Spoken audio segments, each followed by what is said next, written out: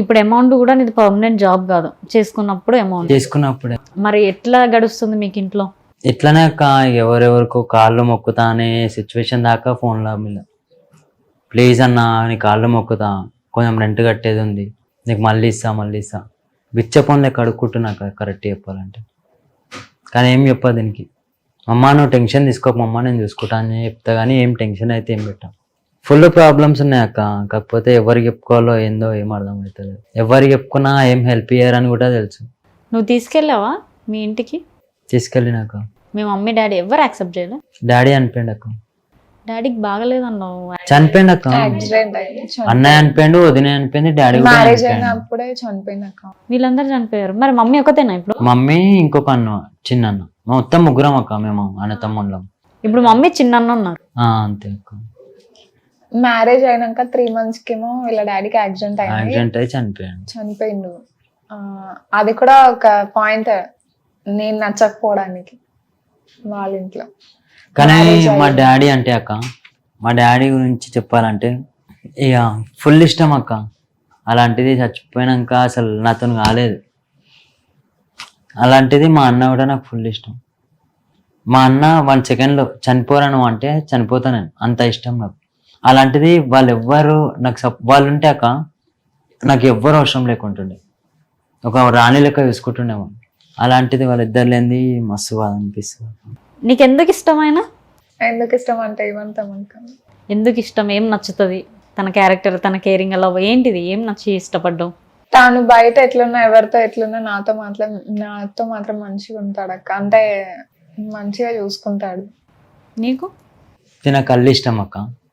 ఇంకోటి లోపల ఏంటంటే తినకేం తెలియదు అక్క.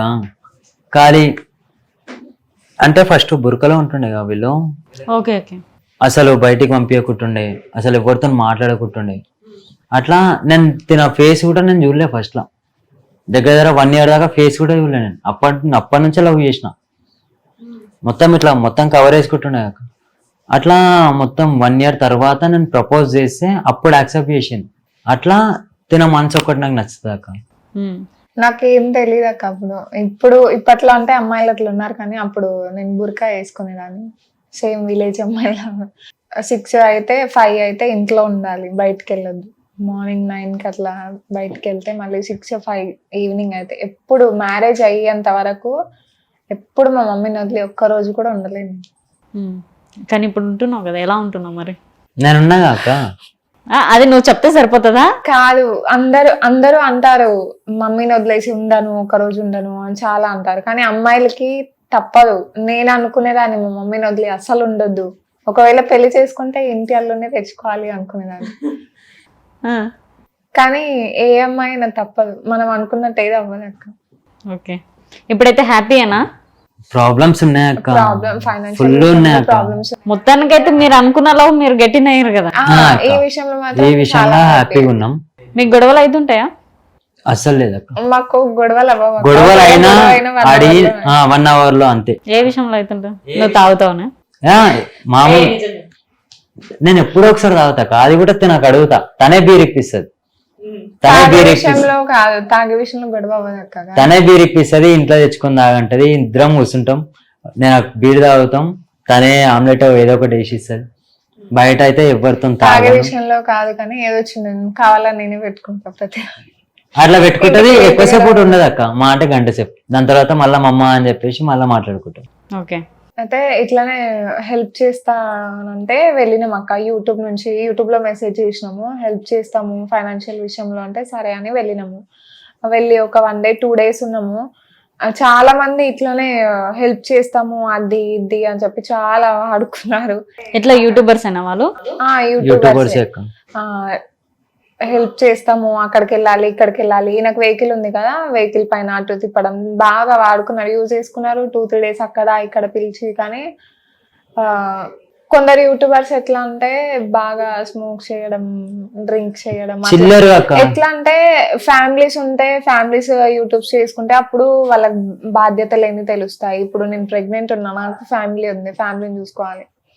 అది తాగడం తిరగడం అంటే మనతో అవుతుందా? మనతో అవ్వదు. మనకు ఫ్యామిలీస్ ఉన్నప్పుడు ఫ్యామిలీ బాధ్యత ఏంది తెలుస్తుంది. ఫ్యామిలీస్ లేని వాళ్ళకి అట్లానే చిల్లరగా ఉండడం, చిల్లరగా తిరగడం. అడిగారు మా దగ్గర చేసుకోండి అని అంటే అట్లా చిల్లరగా ఉంటే మనతో ఏడవుతుంది. నేనైతే ఏడ్చి మరీ వచ్చేసిన అక్కడ నుంచి, నేను చెయ్యను అని. స్మోక్ చేయడం కానీ డ్రింక్ చేయడం కానీ మాకు నచ్చలేదు అక్క. హెల్ప్ నేను ఇంతకు ముందు ఎంత డీసెంట్ అంటే అసలు చెప్పినా కదా అక్క, బుర్కాలో ఉండేదాన్ని. 6 అవ్వగానే ఇంటికి వెళ్ళిపోవాలి. నాకు అసలు మా ఇంట్లో అసలు స్మోక్ చేయడం హరాం అంటారు. అంటే మేము కూడా చేస్తుండేనా వాళ్ళు? మా ముందు కాదు అసలు. నేను అప్పటికి ప్రెగ్నెంట్ ఉన్నా. ప్రెగ్నెంట్ తర్వాతనే మేము యూట్యూబ్ వాళ్ళకి వెళ్ళి అక్కడ కలవడానికి వెళ్ళాము. అప్పటికి ఆ స్మెల్ పడక అసలు చచ్చిపోదేదాన్ని. అసలు వన్ డేలోనే ఏడ్చిన. వన్ డేలో ఒక 20 సిగరెట్లు అవుతారు ఒక్కొక్కరు. అంటే వాళ్ళకి అవే కావాలి. అదేదో పోట్ అది ఒక్క పోట్ అని చెప్పేసి డ్రింక్ అని బియర్లు అని గలీజ్ అక్క. నైట్లలో తాగుతారు, తాగేసి బయట తిరుగుతారు. సరే అక్క చేసిరేమో, చెయ్యని అక్క.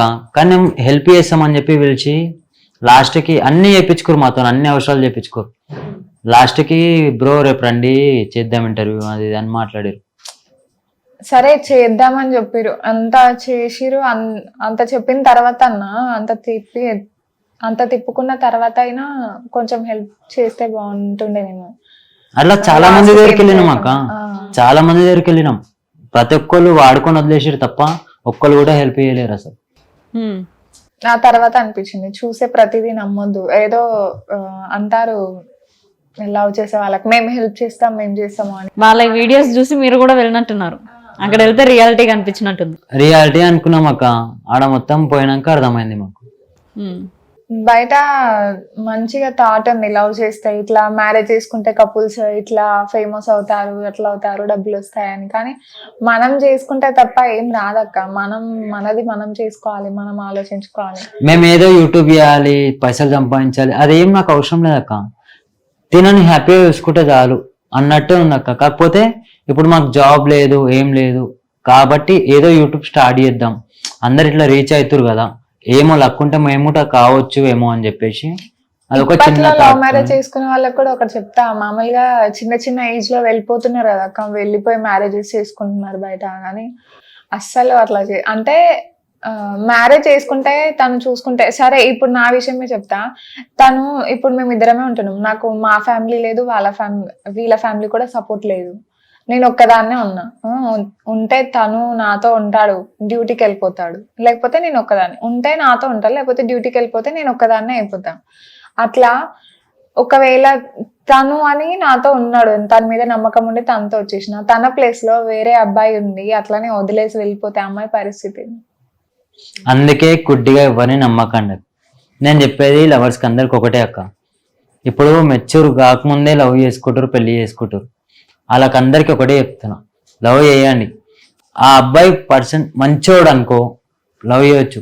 అలాంటి గుడ్డిగా నమ్మి లవ్ చేసి పెళ్లి లవ్ మ్యారేజ్ చేసుకున్నా కూడా అక్కడ ఫ్యామిలీనైనా ఇక్కడ ఫ్యామిలీనైనా ఒప్పించి పెళ్లి చేసుకోండి, హ్యాపీగా ఉంటది లైఫ్. లేకపోతే